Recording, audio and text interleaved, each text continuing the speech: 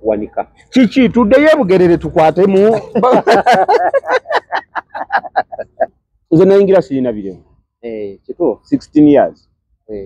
16 kati bino bikulu kitegeera n'envi zigenda kujja n'envi zijja kulwawo lwaki oliko oli mukapamu n'envi zijja lwakuba oli mukapamu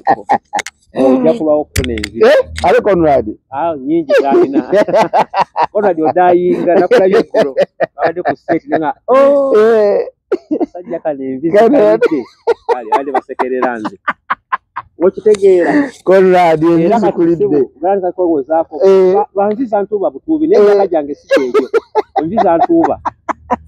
zakika muzakika zantuba manyi endaka jange biki bwenga tubyogera kati nawe mnalisala tuwalole ezokuzanya nga bajjajja nze nzaala moli sina mwana yenkana moli naye bakwalole enzanya nze kati nkuzaala batandisa n'okumpa nga nze jajja nawe nojjamu nawe ojja nze nkulinze mbozaala Conrad bakwelolo ngozaala Conrad mponye okuzaala kikyakuzaala kati kanzaale kubanga obwembi tayinza kuzaala wanvi anzaale bamolisi kikyakuzaala gwe nkuwonye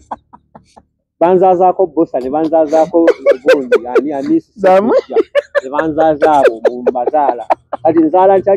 ntya bosa serunkoma ne nzaala ne amisi segujja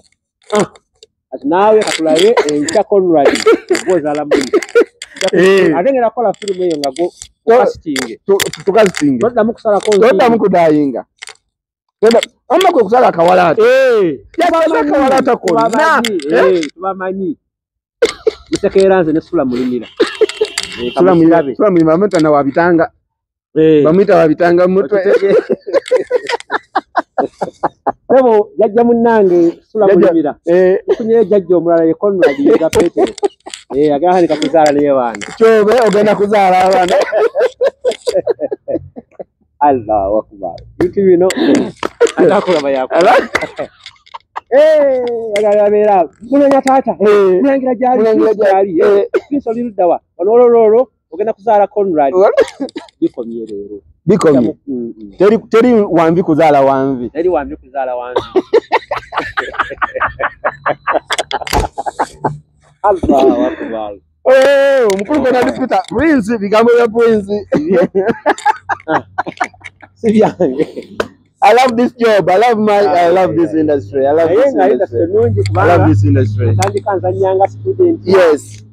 Ntandikanza nyanga nsoma nazanya ko ngandi mwana, nazanya ko ngandi handsome young boyfriend, omwenzo omuto bwati. Umanayiza. Kwano noli. Nazanya ndi tata, nazanya jajja bityo. But again, film is all makeup. Yeah. Nafu ngenda kolao. Ngate enviri kirebuka kisazeko kiweddeko kana kalaba kakozemu kadai katono ate nembeera mutongera tuzanya fena nga nze babawo so kisinziira osobola okuba n'envi ng'ate toguddemu nkobogo toguddemu mbugubugu kati nosigala nga oli class ng'okyali ku class ngera bwe tuli tukyalina Prince na Kibinge Iga Conrad Peter tukutumiddeko nnyo mukulu Kyobe mukama kutuweera omukisa ne omukulu Slight mulimira tukutumiddeko omukulu Kasaga Jesse Ntongo tukutumiddeko nnyo omukulu Sakamiti Sempijja sewona tukutumiddeko nnyo omukyala Kabate Skolini uddo mulaba Kabate Skolini nakunyimizaako ku ky'omwana mwana we yampalana nazanya fimu awo twali yali yali mvudde mu feri omusajja esooka okudirectinga firimu mu HK gundi Kagolo Kagolo ye Hussein ye HK ne director we yali ngayo mugondo kakati omumanyi erinnya lisudiseko bubisi kati yalina firimu gyali akoze nampa role kati abatesinga baye mukyala naye nga tukwatagana ne mufumita ekisuwano omuyuze ebyenda sayine guyiika n'ennyola biki mu firimu nga it's a movie it was your role ng'olina ofumita Kabate omuyuze ebyenda kati omwana bwe yalaba ku firimu eyo mutabani we nawulira ng'afa ye ng'alabira maama we baakoze eki baali bamusse kati olunaku lumu Kabatesa ngamba Colin ngamba ha mwana wange asimanya kumanya Prince kyolikola mwana takwagala biki katusikana ku National Theatre mwana anengera live bali lutalo najja aga mami wuyo musajja yagala okutta biki I hate him biki ndo zakachakalenzi kata nikogenda nga kanjagala kubanga amulagana kati nedda ndi bulungi sirina biki ninga yali akuchawe for good katagala kunda bako wata mama amufumita kumite biso bwanti oyogedde ku Kabatesa Colin ngo mutumide kujikira ndudde mulabako twabadde naye eggulo nga tukola we wakubiddawo essimu yabadde tannatuuka yabadde tannatuuka twabadde naye nga tukola ye bale kubeera mu industry ye bale kusigala nga alwanyisa kyamaanyi nnyo amina tubadde wali ng'ogezaako kunyonyola era waliwo abankubidde kitegeeza Prince waliwo kitegeeza bali kugenda nga banafuwa Prince waliwo abankubidde otegedde competition ya technology waliwo station yankubidde nga nagisabadde omulimu nagisaba omulimu ogwa presentation omanze bwe nali nsoma nali njagala nnyo okubeera TV oba radio presenter nnyo so waliwo TV eyankubidde nengenda TV eyo yennyini yakubidde nagisaba mabegako 4 years back tujukira netwala application yes twagenda ffenna tetujja jogera channel I mean TV eyo netwala application nze naawe ne Andrew nitusaba nekaddemo ogenze nako nekaddemo nga tukayina nga content waffe mulungi ne bagaana okumpa nengenda ne ku channel endala era nayo ne bagaana okumpa ekyannuma nti tulina kye tuyita gy'owandiika n'obatwalira concept yange ne bagitunulamu nga nnungi ne bangoba ne batampa after sina mwezi tegwali mwezi zali wiiki ezi nga concept yange gye nawandiika waliwo ali mu gikola ku TV yennyini kati nembavaako ate kati for example nze ndi muyimbi nina oluyimba lwange kamiliyoni nendufulumya ne lutakola bulungi enkya kamiliyoni nalukuba nendoopa bajja kunga kati gwoloopa mwesiba ku bantu mwagala mannya nange kituufu lwange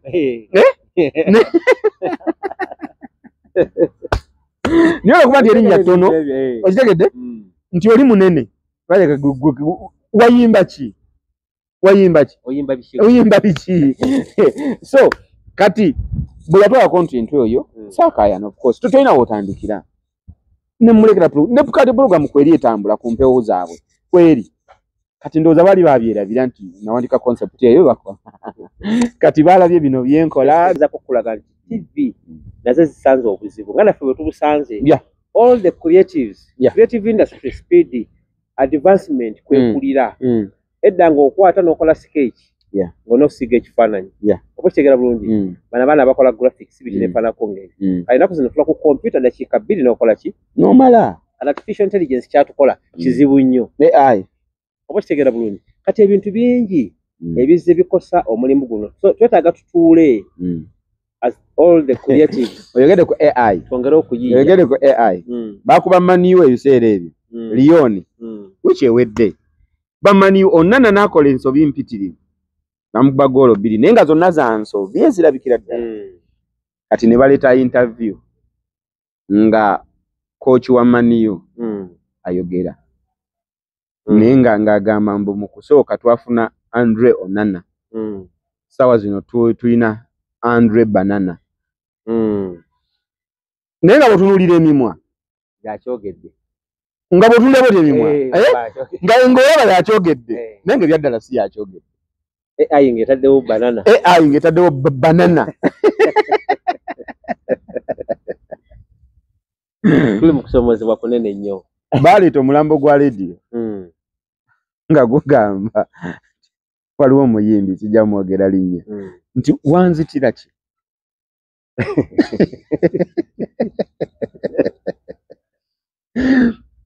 baguleeta nga yayise emyaka ng'esatu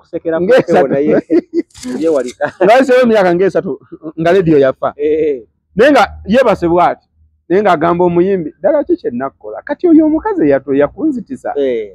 nawe bamukujjako dda wali ofaaki nenga mulambo gwe gwogera nenga eddoboozi lyennyini lye lifuluma so Prince nga radio so Prince kyagezako bagamba nti AI oba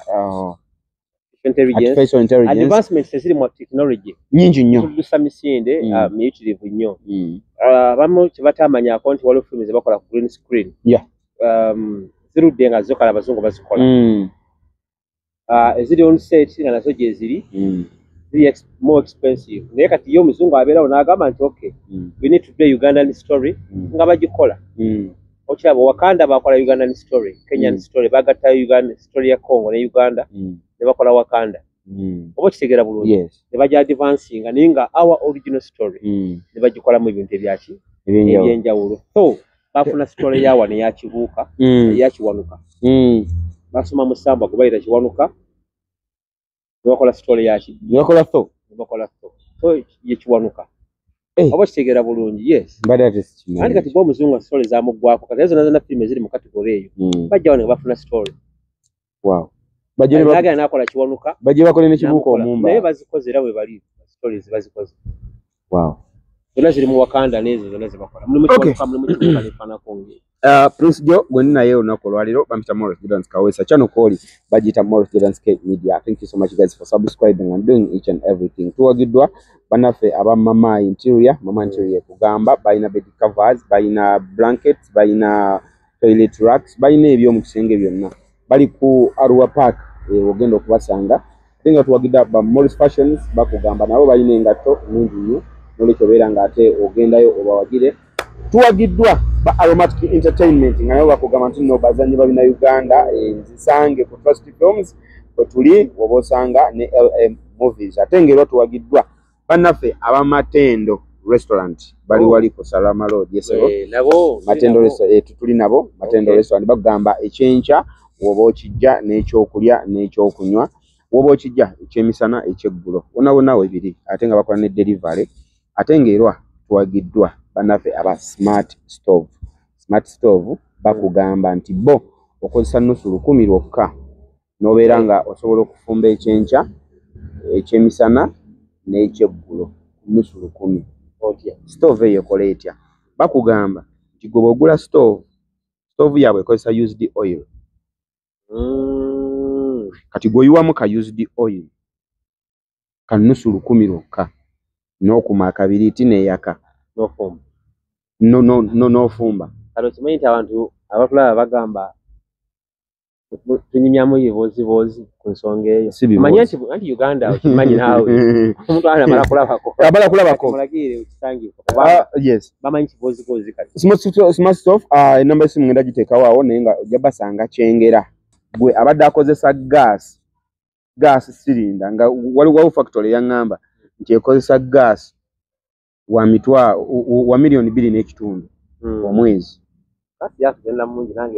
kati gwe gas wa milioni 2.5 gwe bw'obala ku nusu 10 nga lw'okozesa omwezi si emitwalo emeka 3 omwezi mulamba kati ne bw'obanga obadde okozesa manda ensawo y'amanda ya mitwalo 10 kati kitegeeza omwezi okimanyi osobola okukozesa ensawo 3 ze mitwalo nga 36 mitwalo 36 gijje ku mifo kya mitwalo 36 okozesa 10,000 amini mitwalo egi omwezi gula smart stove gisange ambaye simuweri tusangibwa kyengera. Thank you so much. Gwendi nawe bamuta Prince Joe Nakibinge atenga nomini aze anominatingibwa mu categories ezenjawulo wabula nze ekineraliikiriza oba ekineewunyisiza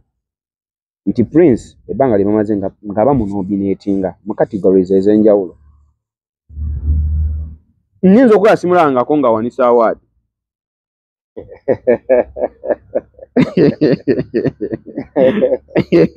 naye nga nomination zazibaamu mpitirivu Prince ekibuuzo wenkijja lwaki obeera nominated nnyo nga towanika award manyi ebintu ebimu bitutiisa okujja ku mpewo okuno ebibuuzo ebyekalinga ebyo bitubuuza ebibuuzo nogana kimye kiko anti nedda abantu bano ayo moli ebibuuzo nze nga bwe mbirina ne Katamba bw'akirina ne Ssempeebwa ne Nabuti ne Zawaadi ne Alimpa bonna bwe balina ebibuuzo ebyo naye oba oli awo bo tebalina mukisa gw'okutuukira bikubuuza kati nze kambikubuuze ku lwabwe taata nominations lwaki towangula kakati okusooka byonna nsooka n'ensiima abanondayo mu bantu abangi ennyo nembeera nominated banonda ne banteeka ku lisiti y'abavuganya ndowooza kyekitegeeza ekyokubiri ne neebaza n'abo abandabamu ekitone ne bampa cast oba ne banteeka mu kifo kye mbalina okuzannya ate ne neebaza n'abo abannyambako okunteekateeka okuzannya obulungi nsobole okuleka nti bandaba ndi wanjawulo kale abensooka okwebaza ba movie directors ba producers abo mbeebaza nnyo kubanga be basookerwako producer bw'atabeera okuteeka mu ssente mu firimu tojja kuzannya nate ne director akuteekateeka ne casting director bakuteekateeka osobole okugyayo ekiri ekiri mu lugero nabo banjawulo kakati abo be basookerwako oli agenda okunominatinga amala kulaba waakawa bano oli bwe yateeka mu ssente onaamuteekateeka bulungi nange nenzannya so kati abo banjawulo mbeebaza nate ne neebaza n'ezo awards eziriwo mu Uganda ezituyambako sofa tulina gye bayita waliwo gye bayita UCC gyategeka yo ng'ekitongole ekya gavumenti naye yategeka gye bayita Uganda Film Festival UFF wabeerawo Icon Awards nazo zajja kati myaka 3 abategeka UCC bali myaka 89 then waliwo endala awo z'amagezi ezasookera ddala ezo nazo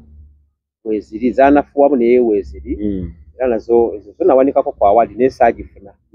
abaali balina okubikolako okubiteekawo tebaabiteekawo naye nga nawangulako the best director 2014 nawangulako fimba gita King's Virgin ya Mageya Hassan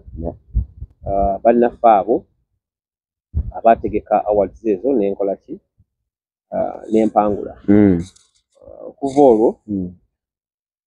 saddayo okufunayo ko nomination nabuddamu nenfuna mukaawo nenesiwangula at last year 2 years ago nafunayo kwawo ku nomination mu Uganda Film Festival then last year nenfuna nominations 2 for the first time ezewunyisa abantu nali nominated for best actor in lead role in lead role filmu ya mvuka mwita Hamisi agita Omukululo atali Segujja waliwo oli Hamisi Ibrahim nanyini kamera mwita Phoenix film director yali Zinda Charles all images ya directing film eyo bagita Omukululo ne banominating okubeera best actor in lead role okate waliwo company endala eri ku ngiri eyo nazanyirayo firimu bagikyusa title kati ne banominating okubeera best actor in supporting role tegera bulungi mu awards ezimu kati nga nvuganya mu supporting as best actor supporting role nembeera best actor in a lead role kati that is last year Uganda Film Festival nesiwanika award kwezo zombi saafunako n'emu then this year Icon Awards ne banominating era best actor in a lead role firimu y'emu yeeyo Omukululo zaakaggwa weeks nga 2 emabega weeks 3 emabega nayo saasobodde kuwanika kiki tuddeyo ebugerere tukwatemu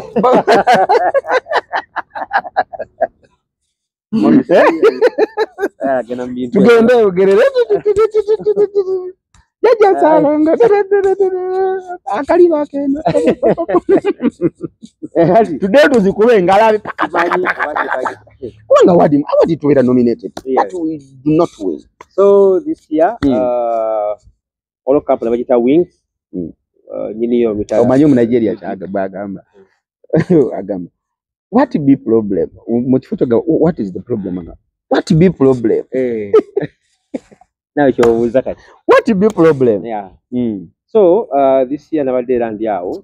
Uganda Film Festival etegekebwa UCC kunye nominate nabadde njao nga ba nominated best actor in lead role.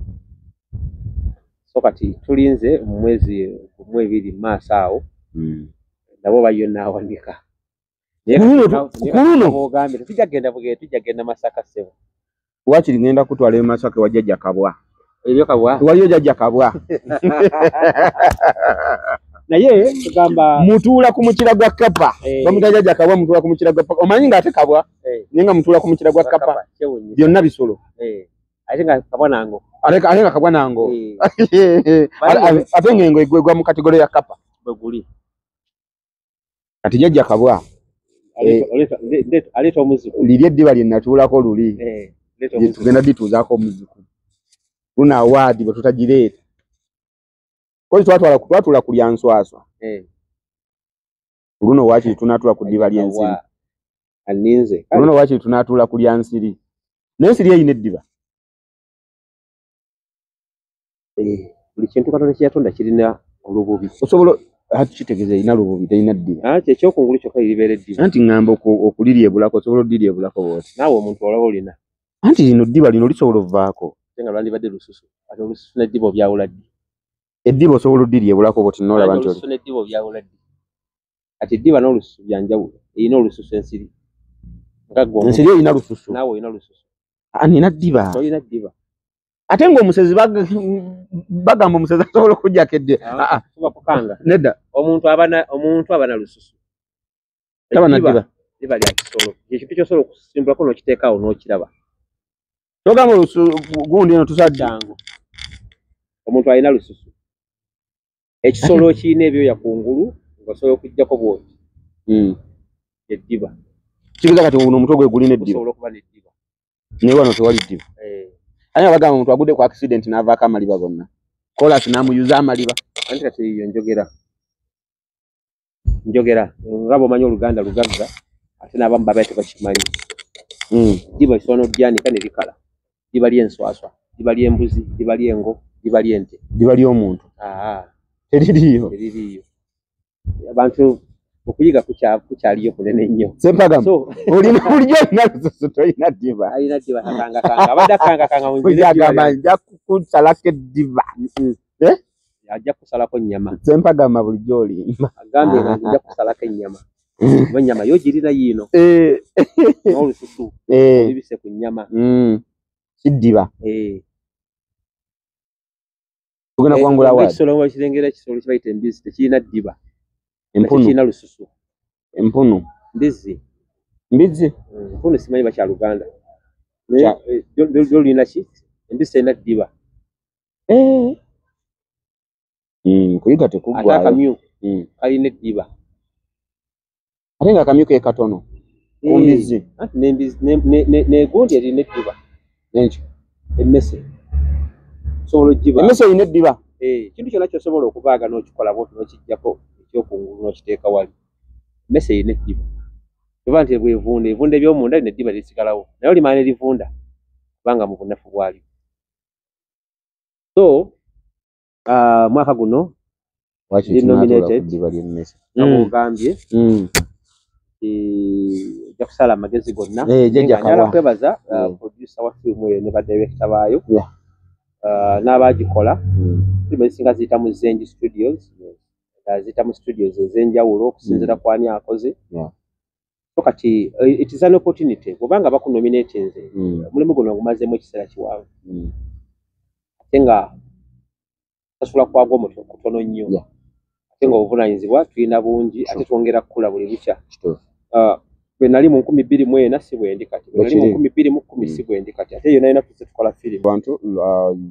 awards tuli awo tulinze naye nga it is a good thing. Wabaddewo issues ennaku zonna abamu bagamba ku boycottinga UCC kubanga emedde okukola obligation zaayo okuregulatinga ba broadcasters okukola okuwa kwota yaffe okukwasa amateeka obuyinza constitution ebuyinza bwebawanga Uganda Communications Commission tulina grievances ezize zitambula mu ngeri enjawulo naye si UCC yokka gye tulina okucrucifyinga n'ebitongole ebirala byonna bisuddeyo gwa Naggamba naye ate nabo bagezaako manyi kye tulina okusooka okutegeera n'eggwanga Uganda lyo lyava dda ku mulamwa lyaseesetuka erina okukola ki erina okubeera nti ebintu ebisinga gavumenti bwetafuniramu nnyo oluseesa kuteekawo nnyo ennyindo yaayo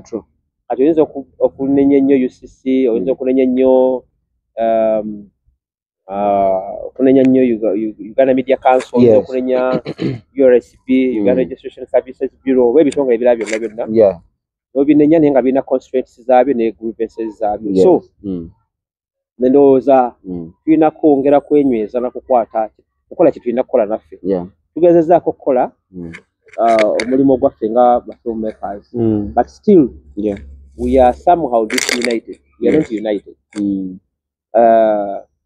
Industry ntono naye ate tuli bwe tuti oba kitegera bulungi so lwakuba nti tugezaako tutuuka okukolera abantu audience ne tulaba yo tugiwa ekyayo kyerina okufuna naye ate ffe ne tuba nga tetuli wamu tuleka nga tutuuka gye tulina okubeera kubanga tulina expectations nnyingi naye ate ne audience gye tukolera ngaba consumers baffe nabo balina bye batusuubiramu balina status gye batwagalamu era gye tulina okubeeramu kati bano bameeka bagamba nti olwokuba tuli mu status eyo bateekeddwa okuba abala abatulemesa okubeera mu status eyo bituufu si bituufu biri either way so ekisinga okuba ndowooza ekikulu nze kunze abadde mu I've been a policy maker nkozeko ku policies as a consultant n'ebitongole ebiwerako tubikolera mu bitongole ebyenjawulo tukolera office ya prime minister n'ebitongole ebirala nga tukola policies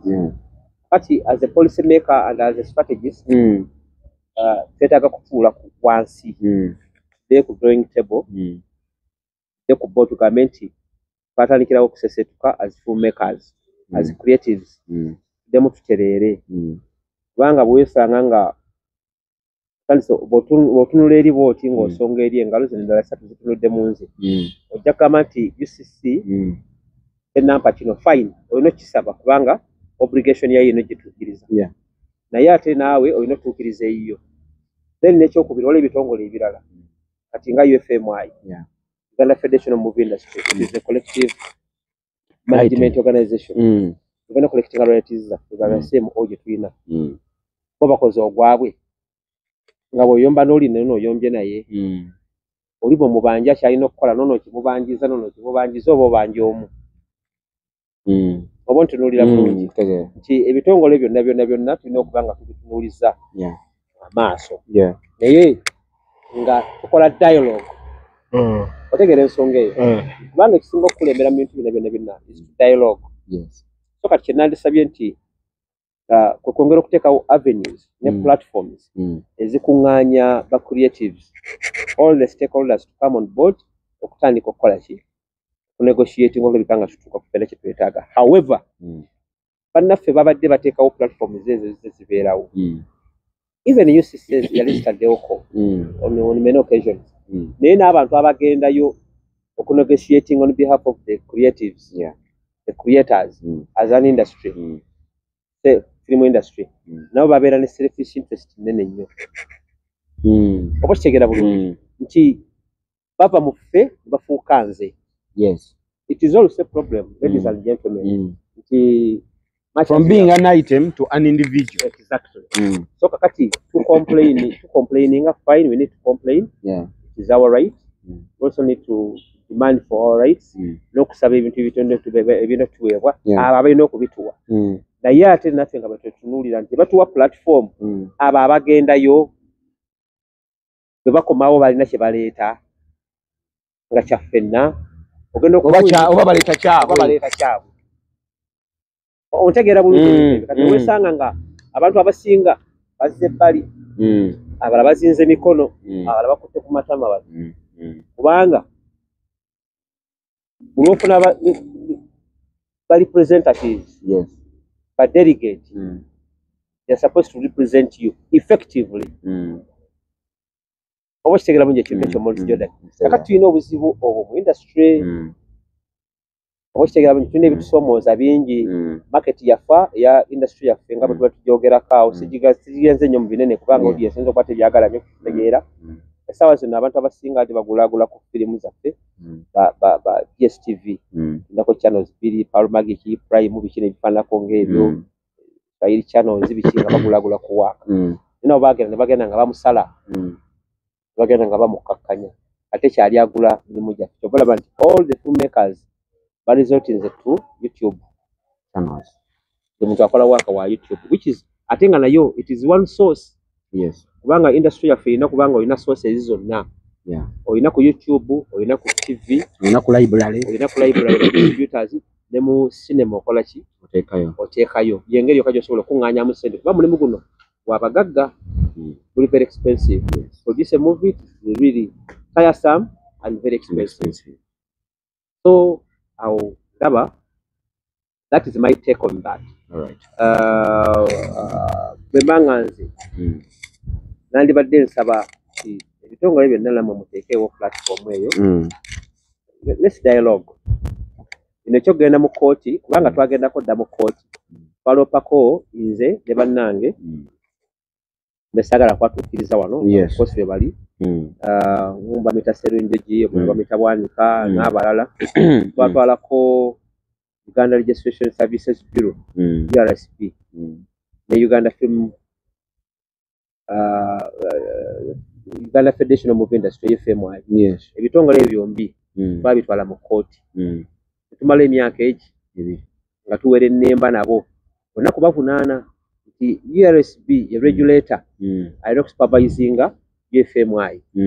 BFMI tekoze mulimu gwayo it is a collecting management organization CMO as a collecting society naye tekoze mulimu instead ekolanga association ne bantu tubagamba nti bano mubakwasisa empisa mubateekeko ebbidi bakole omulimu gwabwe mubayambeko bakola kino tubatwala mu kooti nakati omusango tugusinga ne batugamba mugende muteese kubanga tulina obuzibu nti bino bitongole byonna bituvunaanyizibwako nekiri ekitongole kituvunaanyizibwako kati ate nga bali bagamba nti mugenda kusettinga president kubanga eno CMO esoose mu Uganda as a collecting society nakati nga muli kikubamu ebituli kitegeeza nenda zijja kulemererwa naye tubagamba nti mukole bagamba mugende muteese out of court nene okuteesa kwagaana era bali bennyini bitwaloopa ntubasinga ne bagaanira okuteekawo ki platform sobola okuleka nga tuteesa tubagambe nti bino temukikoze so sometimes tuyinza okugenda mu kooti era ne bitatuyamba tuyinza okukozesa amaanyi era ne bitatuyamba naye netugamba nti tuteese ate muyinza n'okuteesa oli n'abeera nga akusanyira ku bwongo mpola mpola muteesa babayinga time muteesa babayinga time yes so ebitusomooza tujja kubivunuka ebyo byonna bwentyo Morris Jordan Kawesa ebyokwogerako tebiggwayo naddala mu movie industry naye since he's a legend nja kubanga muleeta buli kye munambuuza nga muleeta kubanga ye abaddewo okuva movie industry yatandika bwe nyinza okugamba up to today ali mu industry agimanyi ate agimanyi so buli gwe kibuuzo kyonna ky'owulira kyoyagala okubuuza ku film industry ya Uganda kiteeke mu comment section tujja kubeera nga tubeera mu programu eno mu week tujja kubaamu wati olunaku lumu every week nga tufuna mu programu zino zikwatagana ku movie industry ya Uganda nze n'omukulu Prince Joe Nakibinga ajja kuba nga akubuuza era oli ku Conrad era omuzeeko Conrad omukulu Yasini Lubowa tukutumiddeko nnyo ssebo ye musajja yasooka okubeera n'akalevu aka white konna gwe nasooka olaba mu industry nga alina akalevu konna aka white katuli bangi kati muweze naye akako konna tekalina white nga bukyali ebyo nakadayidayi kasula kale bwetu bwe tubadde olunaku olwaleero until we meet next time musule bulungi. Mwera.